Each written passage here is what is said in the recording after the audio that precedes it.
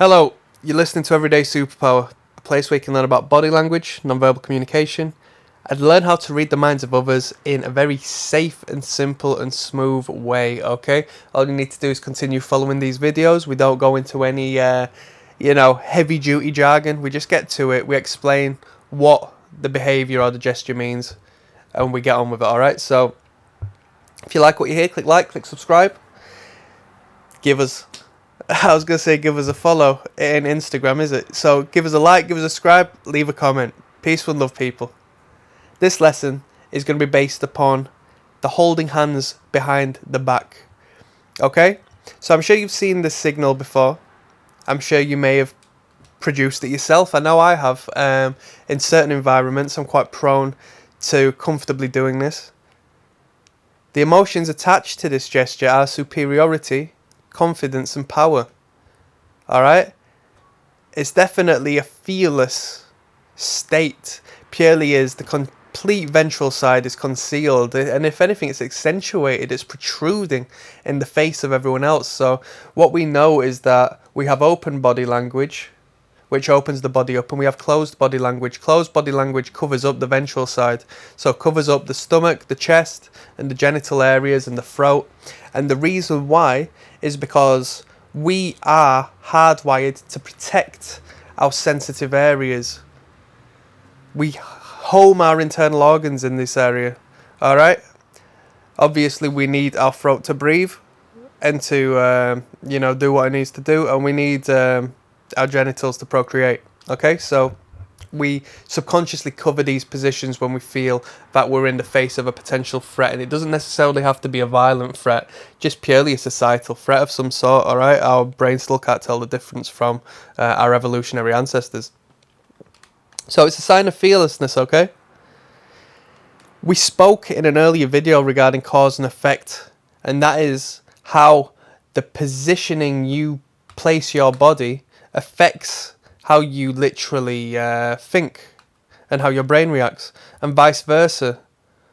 Your brain acts in a certain way, so if your brain is scared, your body will create language to show that, and that's how we can read body language. But on the flip side, alright, if we put our hands in hand behind our back and start to walk around like this when we feel uncomfortable around some people, our brain will catch up and start to feel this air of authority and power, and we'll sort of charge ourselves up in a way by doing so, alright?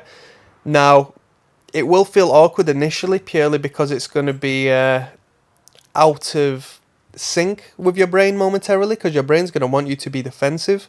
So your brain's going to be like, wait a minute, this is uncomfortable because we shouldn't be exposing ourselves like this right now. But your brain will catch up, alright? And you'll start to feel better for it. So I would recommend it in any sort of societal environment. I wouldn't do it in front of any form of authority figure, because that would be their job, alright? You shouldn't,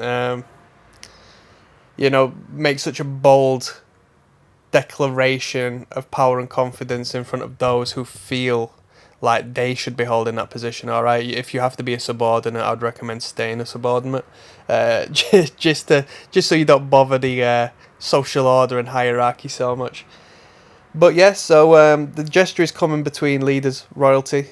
It's used with policemen, teachers in front of kids, and generally speaking, those in position of authority feel that they have, a position of authority at that moment in time.